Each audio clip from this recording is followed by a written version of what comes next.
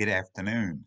It's Friday, March the 26th, 2021, and this is Pastor Carl with your weekly update on our life together here at St. Peter's United Methodist Church. Tomorrow morning, that is Saturday, March the 27th, we are having our drive-through Easter encounter here at the church from 10 a.m. until noon. This is an event for the whole family. People can come in their car and drive past scenes from the story of Jesus and search for Easter eggs along the way. We're going to be handing out goodie bags for the kids at the end of the route. We're going to be offering prayers for people. It's going to be a great morning. We're also going to be collecting food for Martha's Mission at this event. So if you come out, or if you invite your friends to come out, I should say when you invite your friends to come out, encourage them to bring a can of food, and that food will get into the hands of somebody needy here in our community. I want to invite you to come worship with us here at the church this Sunday, which is Palm Sunday. We'll have services at 8:30 and 11 a.m. The service will also be available online on Facebook and on our church website. With this being Palm Sunday, of course, that means next week is Holy Week.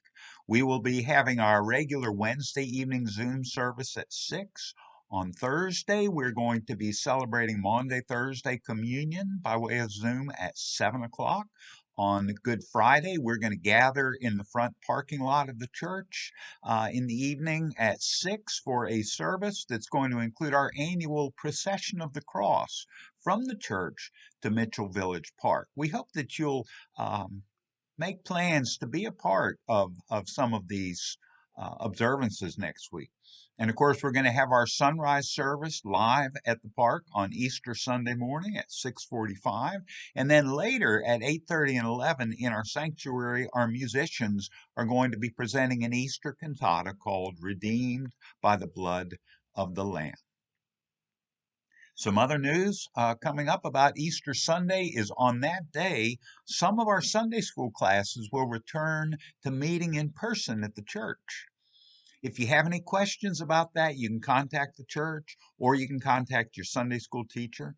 And I want to take a moment now to thank all of those individuals who have worked so hard over the last year to keep our learning ministries going during the pandemic, whether that happened through Zoom, through emails, or through sending out materials to the children. I have really been touched by the dedication of so many of our teachers here at the church. Thank you for all that you do. I want to share a reading this afternoon from the Old Testament book of Haggai. It's not a book we don't hear preached from a lot or read a lot, but this is from the second chapter of Haggai, Haggai being one of the minor prophets. Beginning with verse 1, Haggai writes, "On the 21st day of the 7th month, the word of the Lord came through the prophet Haggai. Speak to Zerubbabel, son of Shealtiel, governor of Judah, to Joshua, son of Jozadak, the high priest, and to the remnant of the people. Ask them, who of you is left who saw this house in its former glory? How does it look to you now? Does it not seem to you like nothing? But now, be strong, Zerubbabel, declares the Lord. Be strong, Joshua, son of Jozadak, the high priest. Be strong, all you people of the land, declares the Lord, and work, for I am with you, declares the Lord Almighty. This is what I covenanted with you when you came out of Egypt, and my spirit remains among you. Do not fear. This is what the Lord Almighty says. In a little while, I will once more shake the heavens and the earth, the sea and the dry land. I will shake all nations, and what is desired by all nations will come, and I will fill this house with glory, says the Lord Almighty. The silver is mine, and the gold is mine, declares the Lord Almighty. The glory of this present house will be greater than the glory of the former house, says the Lord Almighty. And in this place I will grant peace, declares the Lord Almighty." Through the prophet Haggai, God is calling the people to return to glory. A glory that they knew before and they feel has been taken away from them, but now it's time to return. Last year at this time, we here at St. Peter's were going on a week-to-week basis, wondering when we were going to reopen the church doors to worship. We reopened them this past November, but when we came back, church didn't look like it did before.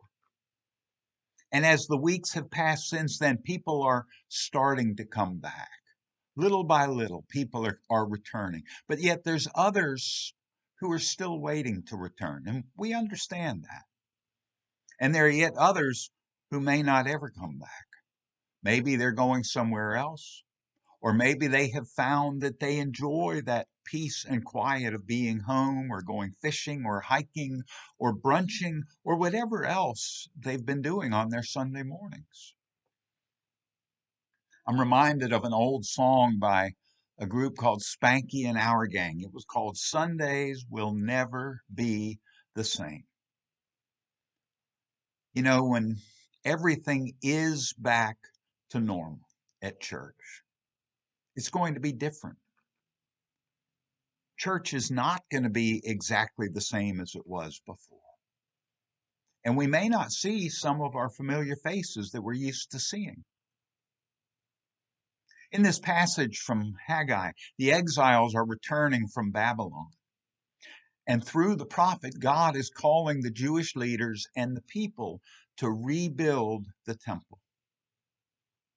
Basically, God was saying it's time to get back to the normalcy of church life. And God tells them, I promised long ago to be your God. I'm still your God, and I will always be your God.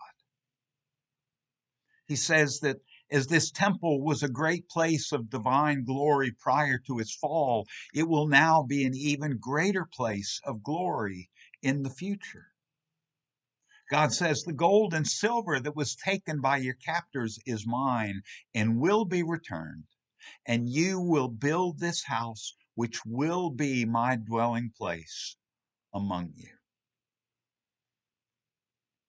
There's a message in there for us today.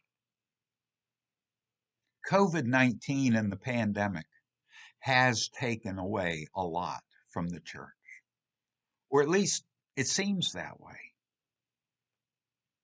We have been, if you will, in an exile of pandemic.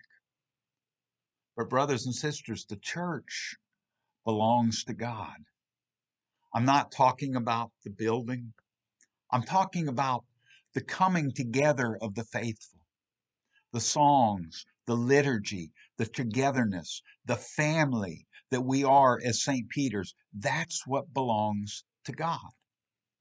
And as we take steps of returning to worship as we once knew it, we have this task that God has laid before us, the task of rebuilding the temple, helping to make the church, that's church with a capital C, to make the church into something even greater than it was before. And it is going to happen. I truly believe that. The anxiety of the past year will be replaced with a peace like we have never known before as we enter into communion with one another. As we enter again into communion with God, it's going to be more incredible than any communion with God we'd ever known.